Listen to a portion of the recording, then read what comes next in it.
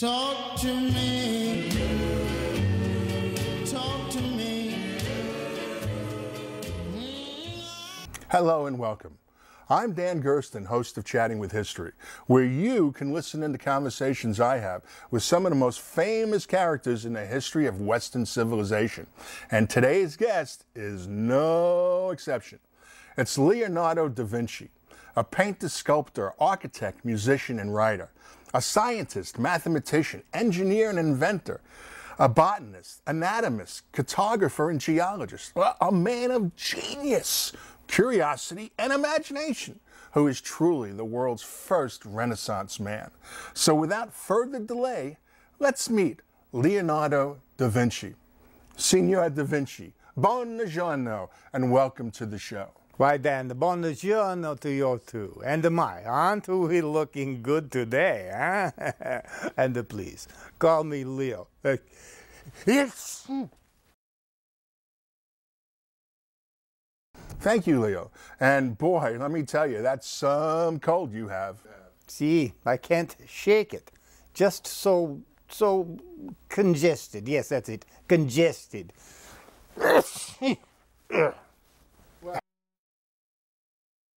Well, you know, let me just say that I appreciate your coming on the show. I mean, given that you're under the weather. My pleasure, Dan. Besides, it's nothing. Seems I always have a cold. Even when I don't. Some people think I do. Okay. So, you know, why don't you tell us about your childhood? I mean, many know of your accomplishments in the arts and sciences, but not of you as a youngster. Oh, sure thing. I was born in Vinci, Italia, a Tuscan hill town in the region of Florence. Florence, as some of you might know it. On the April 15th of 1452, my papa, Piero, was a Florentine legal notary, a kind of traveling attorney, going from town to town, helping people in the countryside with legal matters like drafting contracts and wills and stuff like that. Wow, I mean, sounds like he might have been the legal Zoom of his day. I mean, you know, legal Zoom. I mean, the kind of do-it-yourself legal website business started by Robert Shapiro. I can't say that I do, but I heard of Robert Shapiro, and I'll bet my papa could have gotten OJ off too. Anyhow, I mean, back to your dad. Well, the papa liked to travel around and help the local villagers. And one day he met Caterina, a young peasant girl who needed help with her will. And you know what they say, where there's a will, there's a way. Well, Papa got his way, and 9 months later I was born. Papa was some lady's man, no? I mean, I guess so. I mean, anyhow, I mean, why don't you tell us about growing up? Well, I spent my first 5 years in the hamlet of Anciano, where Mama lived.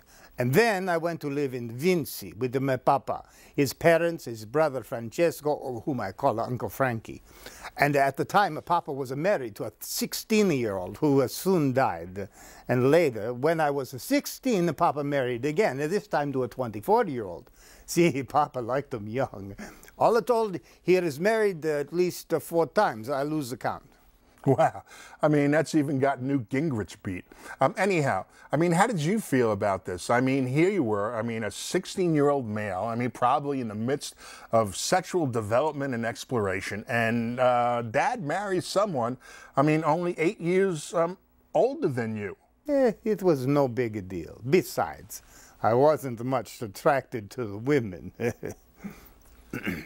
Yes, I mean, I had heard that. I mean, you never married. I mean, had no recorded relationships with women other than platonic ones. I mean, produced no children and, you know, kept your private life pretty secret. I mean, plus some question the nature of your relationship with your pupils. I mean, notably lads named Saleh and Melzi. Relationships which were described as loving and passionate. And then there's a reported incident in 1476 when you were 24. Oh, that. See what you're going to do. Anyhow, 3 young men and I were arrested and charged with a sodomy involving how should I say this, a male hooker. Kind of embarrassing at the time and exciting too. And I mean, what came from it? Well, no more male hookers, that's for sure. And I was more careful about which personal pictures I posted to a Facebook. Well, I mean, okay then. So, why don't you tell us about your education? Well, it was no big deal. Basically an informal education in the Latin and geometry and the mathematics. When I was 14, in 1466, I was apprenticed to a artist popularly known as Verrocchio. I know. And the answer is no, he's not related to Pinocchio.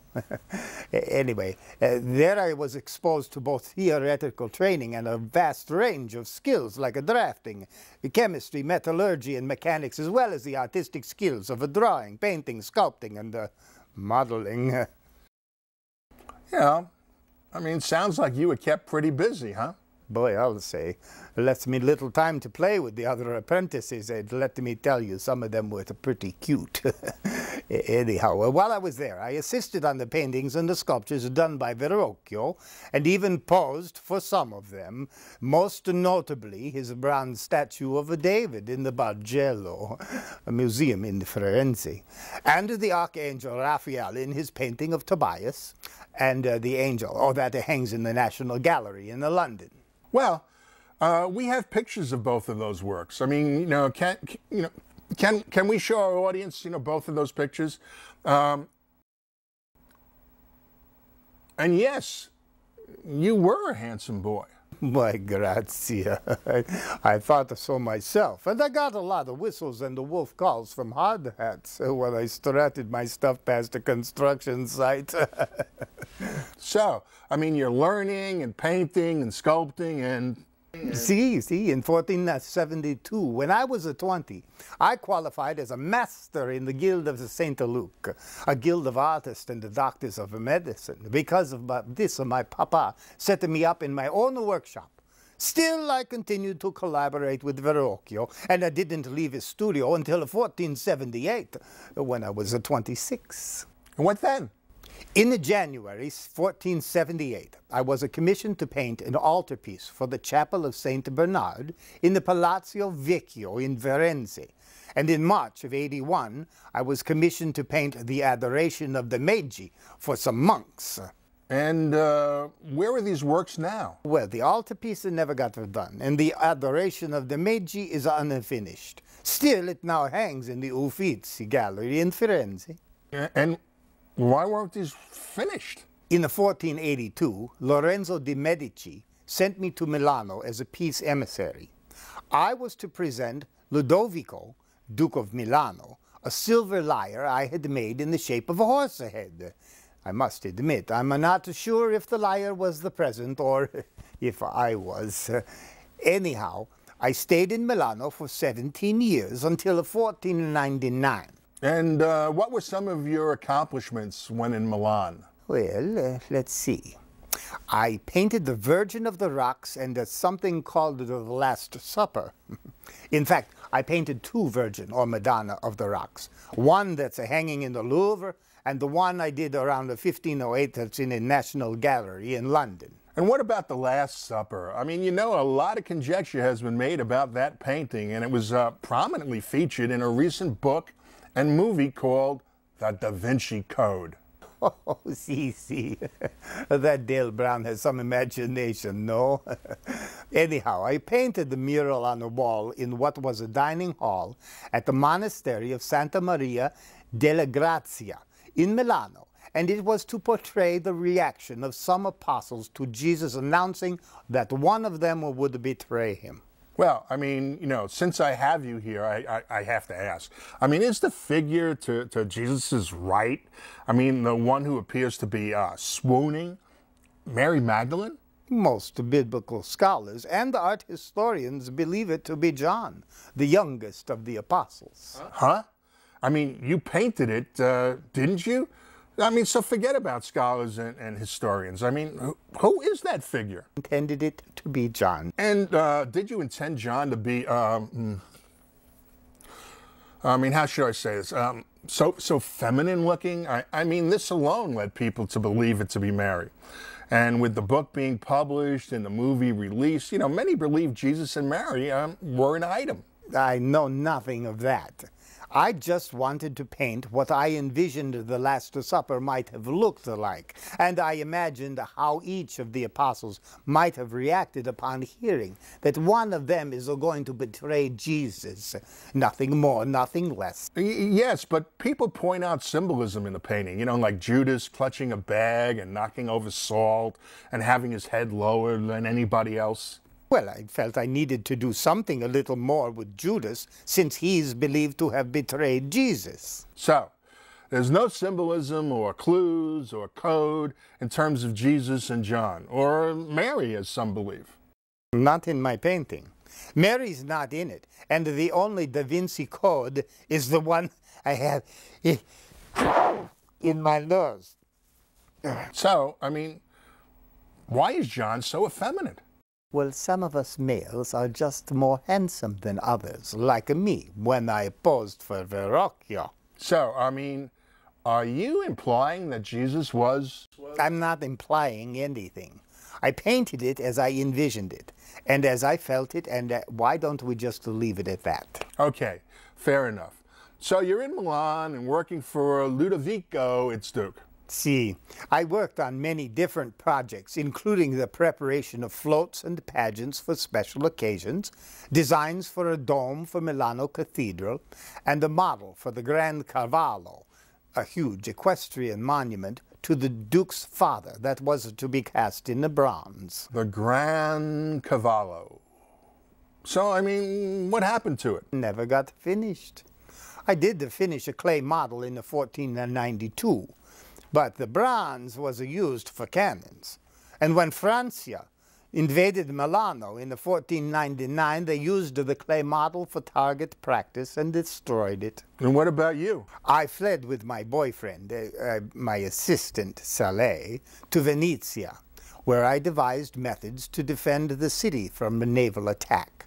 In 1500, I returned to Florence, staying at a monastery of Santissima Annunziata, where the monks provided me with a workshop. There I supposedly created the cartoon of the Virgin and Child with St. Anne and St. John the Baptist. Cartoon? Like Peanuts? And why supposedly? No, silly, it's a drawing in charcoal, on black and white chalk, on 8 sheets of paper glued together. Because of its large size and format, it's presumed to be a cartoon for a painting, though I never got around to doing it. As for his supposedly, some art historians believe I created the cartoon either earlier or later than 1500 date and not necessarily in Florence. Regardless, it's now hanging, as are many of my works, in the National Gallery in London. And what then? In 1502, I went to Cesena and entered the service of Caesar Borgia. Did you know his papa was a pope? Anyway, when I made a map of his stronghold, Cesare hired me as his chief military architect and engineer, and I traveled all around Italia with him, made some more maps, and even constructed a dam. In 1503, I returned to Firenze and rejoined the Guild of St. Luke. Wait. Let's go back. You know what I mean? The Pope had a son? See, lots of popes had the kids. Caesar was the son of Pope Alexander VI and his longtime mistress, Venozia del Catania. Of course, this was before Alex became pope and while he was still a cardinal. So much for vows of celibacy, huh? Yeah, I mean, sounds like a cardinal sin if I ever heard one. And now, I mean, it's just molesting kids.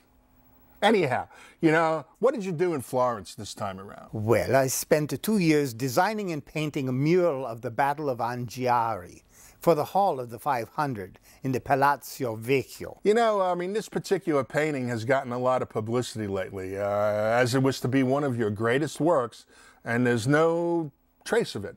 You know, some feel it's still where you started it, just behind a wall that was erected in front of it, you know, that has another mural on it. You know, regardless, I mean, you never finished it. How come? Well, I decided to try something new and use oil colors. So first I applied a thick undercoat that may have been mingled with the wax, not sure. Anyhow, when I started applying the colors, the paint began to drip. And then I tried to quickly dry the painting by hanging large braziers next to it. But that didn't work. So the colors intermingled, and I just got so disgusted I abandoned the project. Yeah, I mean, seems you had a number of commissions that you didn't finish, and in more than a few cases, some new painting techniques that you tried didn't work out so well, you know, like with The Last Supper. See, it is what it is. And maybe I had the ADD or something. Maybe I lost the interest. Michelangelo, that twit, often criticized me for starting projects I didn't finish. But then, when I was working on the Battle of Anghiari, on the one wall of the Hall of the 500, Mikey was working on the companion piece called the Battle of Cesena on the opposite wall. And do you know what? He didn't finish his either. Yeah, well, but that's because he was called to Rome by the Pope to work on the Sistine Chapel. See, so you say. Okay. You know, so why don't you tell us about your relationship with Michelangelo? Well, we're both from the Tuscany region of Italia. He's about 23 years younger than me, so when he was growing up and learning to be an artisan, he was inundated with Leonardo this and Leonardo that, as my beauty, talent, and genius were widely praised. Honestly, I think he was jealous of me and of my success. He went around telling everybody who'd listen to him that I didn't deserve half of the credit I was given for things that he was by far the more talented painter and sculptor. I had the social skills that he lacked, and I was quite the charmer. He, on the other hand, was a moody and off-putting, and not caring about his appearance or grooming. And he smelled. You know, I've read that you consider yourselves rivals and really didn't care for each other. I mean, did you two have run-ins? See, in 1499, when I completed the clay model for the horse monument to honor the Duke of Milano's father, Michelangelo insulted me by publicly implying I'd be unable to cast it. And I believe that's why the medal was used for Cannon instead of given to me. But I got even later. In Florence, when in 1504, I was on the committee to relocate Michelangelo's statue of David over his objections. That'll teach that weasel. You know, sounds like two kids in a pissing contest. You know, but how did the two of you feel about being together in an animated TV show that spawned a number of movies? What are you talking about? Why? Teenage Mutant Ninja Turtles, of course. I mean, come on now. I mean, tell me you're not a turtle fan. Oh, that. At the first, I was a little upset. But then, when I realized that Leonardo was their leader, I was perfectly fine with it. As for Mikey, I can't tell you how he feels, but still, he can't be too happy with me as the leader, and with him saying "cowabunga" all the time, whatever that means. Well, okay then. You know, so let's get back to your story. So you're in Florence and just abandoned the Battle of Anghiari. In 1506, I returned to Milano, but my stay there was short-lived. Why? Well, my papa, who died in 1504, left a nice estate, and there was some family disagreement, so I had to go back to Florence to sort things out. Then in 1508, I returned to Milano. And somewhere during this period, I mean, you painted one of your masterpieces, the Mona Lisa. Yes. I started the work in 1503. Or was it 1504? I can't seem to recall. Do you remember? It was in Firenze. Anyhow, it's a portrait of Lisa Ghirlandini, wife of Francesco del Giocondo, a wealthy silk merchant. I worked on it for over 4 years, and then I just got tired and left it unfinished. Another unfinished work. See, I know. I had this issue with the procrastination. Coupled with my losing interest, especially when I screwed up, a lot of my work never was completed. Yeah, hence one of Michelangelo's complaints about you. He was envious because I was more handsome than him. Plus, I think he found me attractive. Well, he didn't turn me on at all. Whatever. You know, so back to the Mona Lisa. You know, one of the main reasons why that painting is so popular and the subject of so much discussion is her enigmatic or elusive smile. I mean, what can you tell us about that? Oh, that. You know, I love hearing people discuss her smile and what's all behind it.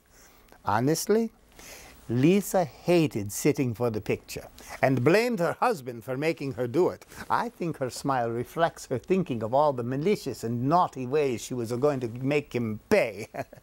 Without that, she probably wouldn't have smiled at all. Yeah. I mean, I can recall thoughts I had when my ex-wife, used to drag me to go shopping with her. Well, also, Lisa kept fidgeting. He couldn't sit still. I think that smile was almost a grimace. It could have been hemorrhoids, I think. Well, okay then. Anyhow, you're now living in Milan. See, I was also spending time living in the Belvedere, a villa in the Vatican. Anyhow, the war with Francia was still going on, and in 1515, Milano was again captured. A year later, I was made an offer I couldn't refuse, and I went to Francia in the service of King Francis. I was given use of Clos Luz, a manor house near the king's summer residence, and I spent the last 3 years of my life there, along with Frankie, my dear friend and apprentice, Count Francesco Melzi. I died on May 2nd, 1519, at the age of 67, and I'm buried in the chapel of Saint Hubert in Château d'Amboise in Francia. You know, it seems that as you got older, you were painting less and less. See, I turned my attention to scientific studies, especially anatomy, and also to engineering and inventing. And probably because of my ADD and my OCD, I wrote just about everything down. Like what? Or some of the most mundane things, like grocery lists and the names of those owing me money, as well as intriguing designs for wings and shoes for walking on water. What else? Compositions for paintings and studies of details and drapery of faces and emotions, animals and babies, plants and rocks, dissections and architecture and the war machines. Well, you know, sounds like you were into a lot of things. So why don't we talk a little bit about your interest in anatomy? See, it started with my apprenticeship to Verrocchio, who insisted that all his pupils learn anatomy. I quickly became a master of topographic anatomy, drawing muscles and tendons and other visible anatomical features. Plus, in those days, artists like me were given the permission to dissect human corpses at the hospitals. I also dissected many animals, studying their anatomy and comparing it to humans. You know, and it seems that your study of anatomy may have led to one of your most famous drawings, the Vitruvian Man. Oh, to some degree. I was simply trying to illustrate what Vitruvius, an ancient Roman writer, architect, and engineer, had in mind when he described the human figure as the principal source of proportion among the classical orders of architecture. And let me tell you, never in my wildest dreams could I have imagined it was going to be as popular as it has been, becoming a symbol of medical professionals and establishments, as on the patch of a spacesuit used by NASA and on the national side of the Italian euro coin. Yes, I mean, that is impressive. You know, though given the state of the European and Italian economies, I don't know how proud I'd be being on the euro. Perhaps. The way I look at it is, it's always good to be in circulation, if you know what I mean. Anyhow, you're also known as an engineer and an inventor. You betcha. Some of my engineering I mentioned earlier, like devising a system of movable barricades to protect Venezia from attack and diverting the flow of the Arno River. In addition, I was commissioned to draw a bridge that was to span an inlet at the mouth of the Bosphorus in what was then known as Constantinople. My inventions included musical instruments, hydraulic pumps, reversible crank mechanisms, and several flying machines, including a light hang glider and a machine that resembles what is now called a helicopter. You know, many of these inventions were never built or tested. I mean, were they? No, they weren't. And I liked to dream and fantasize. Guess you could say I was an idea man. And when it came to building or testing them, well, let's just say that wasn't one of my strengths. Probably could have used a venture capitalist like that, what's his name,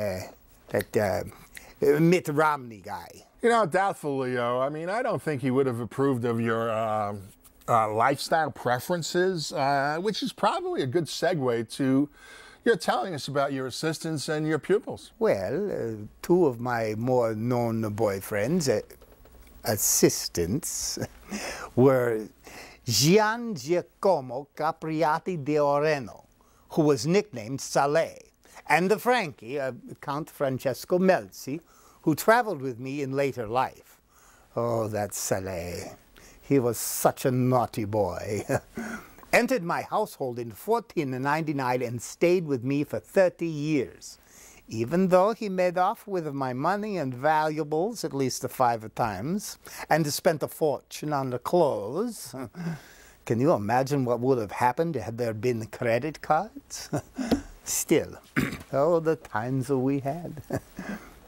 And then when I died, I willed the Mona Lisa to him. And then there was Melzi, whom I took on in 1506, my favorite. While Saleh was impetuous and passionate, Melzi was Signor Dependable.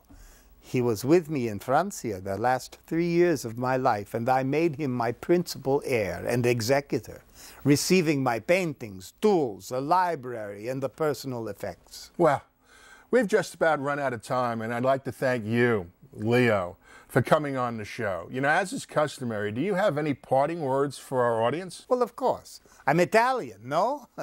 First off, and in no particular order, if you find yourself attracted to someone, and it doesn't matter if it's a male or female, and that person smiles like the Mona Lisa, run away as fast as you can. If you don't, you might wake up missing an appendage, or not wake up at all. Secondly, some believe that you shouldn't start what you cannot finish. Maybe so. Still, I didn't complete many of my paintings, and many of my inventions never made it past the idea stage. Now, I keep hearing about this Yoda, and saying something about trying is not doing. Well, Senor Yoda, I got pretty famous by trying things and not so much by doing them, at least to the point of totally finishing them. Thirdly, there is no Da Vinci Code. At least not in my paintings, drawings, or writings. Anyone who says there is only interested in selling a book, a movie, or a TV show. The only Da Vinci Code is the one right here in my head, and who knows? Maybe it's not a code. Maybe it's just allergies. And lastly, I think it's wonderful that people who prefer people that are of the same sex can openly live together and in some cases get married. Oh, such a beautiful thing. In my day, no way. Got to admit that there were times when I found having to hide my lifestyle exciting. Though mostly everybody, including the Pope, knew about it, so how bogus is that? Still, it's troubling to think that 500 years after I died, that there are people who can't accept and respect homosexuality. You know, maybe it's a time for social renaissance. I'm just saying. Ciao for now. And ciao to you as well, Leo. And take care of that code. Well, you know, some words of advice, you know, clarification and wisdom from the man who's the most associated with the Renaissance. You know, a time of enlightenment in the arts and the sciences. And as Leo noted, you know, perhaps we're due, even overdue, for another one. So until our next Chatting with History, this is Dan Gersten, reminding all of you that like the Mona Lisa, keep on smiling. And thank you for watching. Talk to me.